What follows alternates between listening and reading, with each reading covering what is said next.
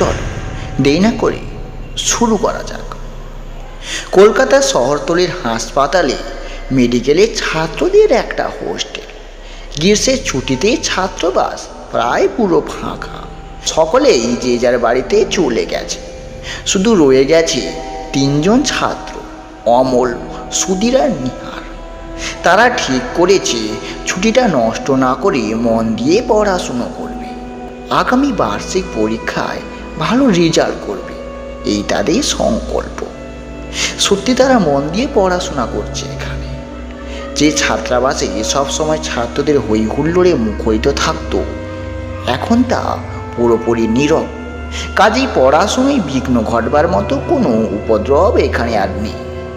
এত বড় ছাত্রাবাসে রয়েছে মাত্র দুজন বৈদ্য আর একজন রাঁধুনি ব্রাহ্মণ। তারা গত পুজোর ছুটিতে বাড়ি গিয়েছিল, তাই এবার আর যায়নি।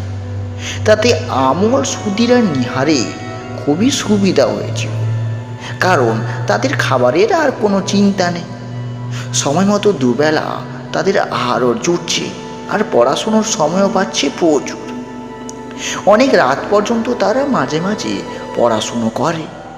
এনাটমি বিষয়টা খুবই জটিল, তাই পড়াশুনোর সুবিধার জন্য একটা মরা মানুষের মাথার খুলি তারা সংগ্রহ করেছে।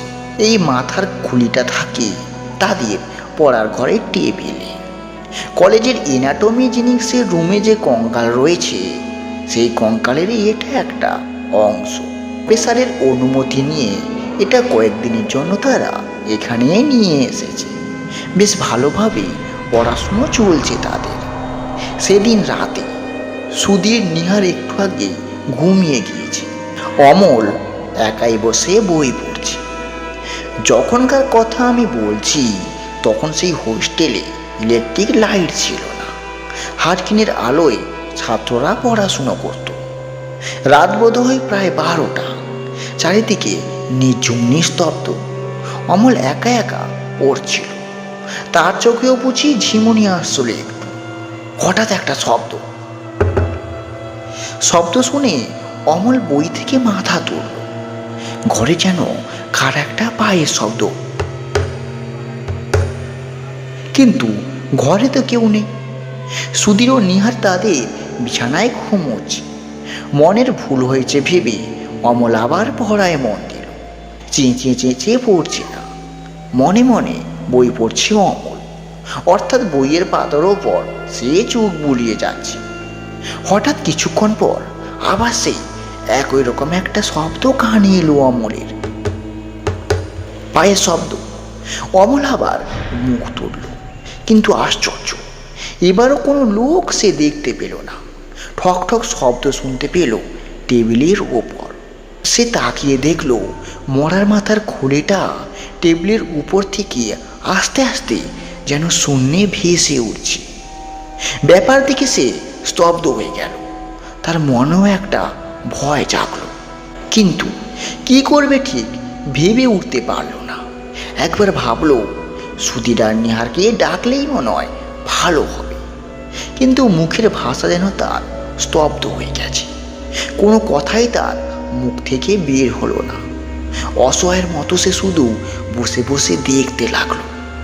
মাথার খুলিটা ওপরের দিকে আপনা আপনি উঠেই চলেছে, আরও উঠছে, চলে যাচ্ছে দেয়ালের দিকে, যেদিকে পায়ের শব্দ সে শুনতে পেয়েছিল। এখানে মানুষের মাথার সমান উঁচু একটা জায়গায় গিয়ে সেটা স্থির হয়ে রইল। তারপর সেই খুলির মুখ থেকে যেন কথা বেরিয়ে এলো, আমার আমার আমার মাথার খুলিটা। মাথার খুলিটা যেন নাম ধরে ডাকছে। ভারী আশ্চর্য ব্যাপার। কৌতূহল আর ভয় জাগলো আমার চোখে মুখে। তবু তাকিয়ে রইলাম সেই দিকে।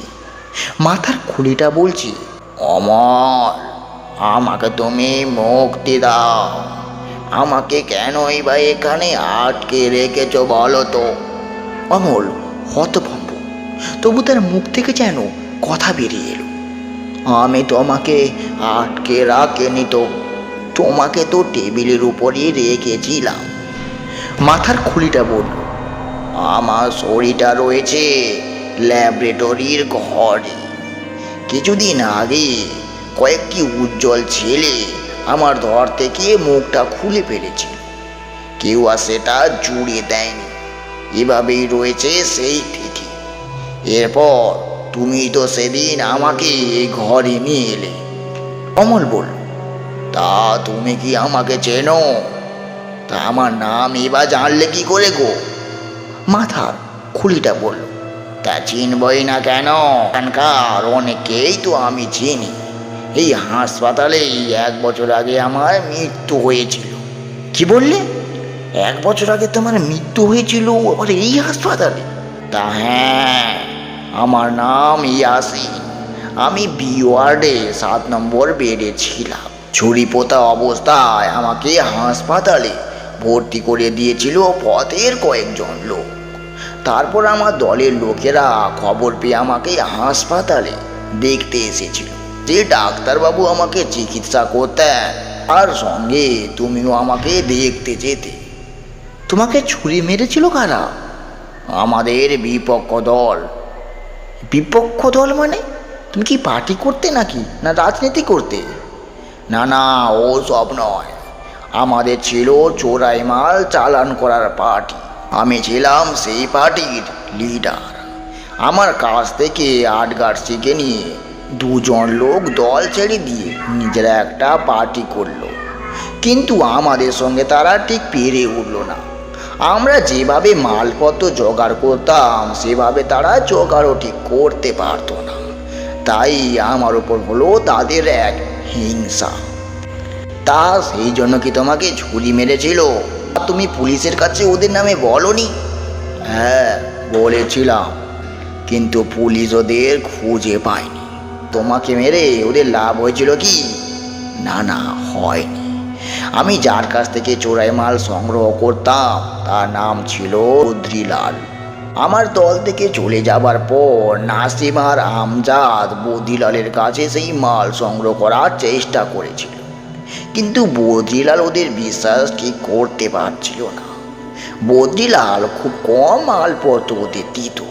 তাই নাসিম আমজাদ ভেবেছিল আমি হচ্ছে ওদের পথের কাঁটা।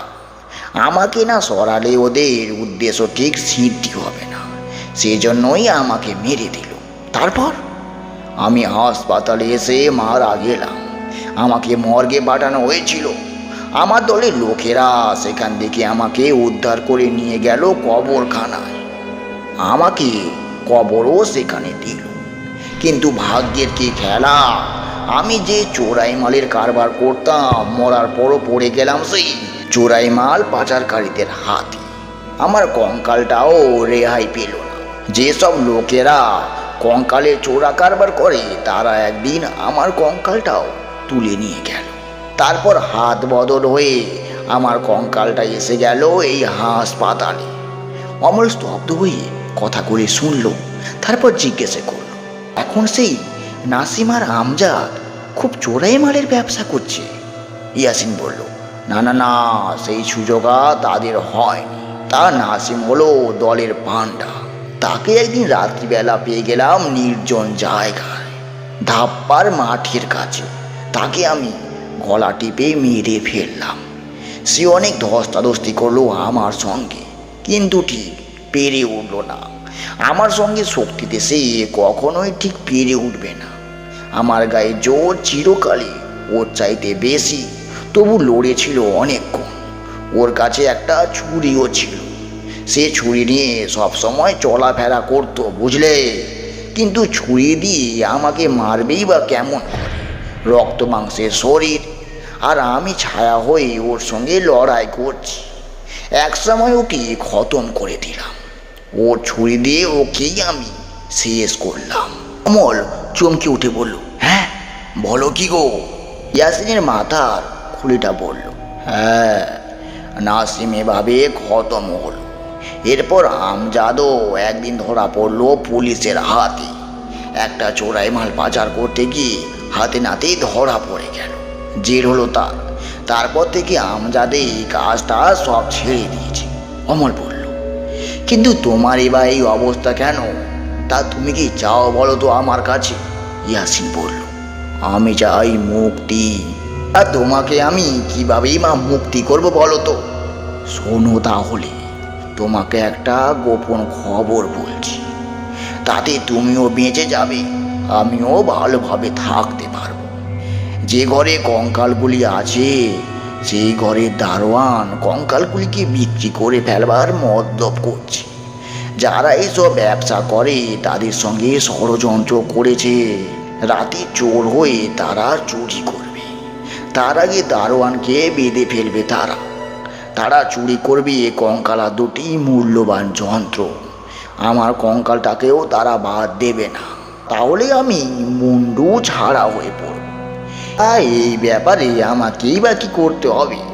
শোনো, এই ছুটির সময়ে তোমাদের মেসে কোনো ছাত্র নেই। তোমাদের টেবিলে আমার মুন্ডুটা আছে, কাজেই চুরির পর তোমাদের ওপর দোষ পড়তে পারে।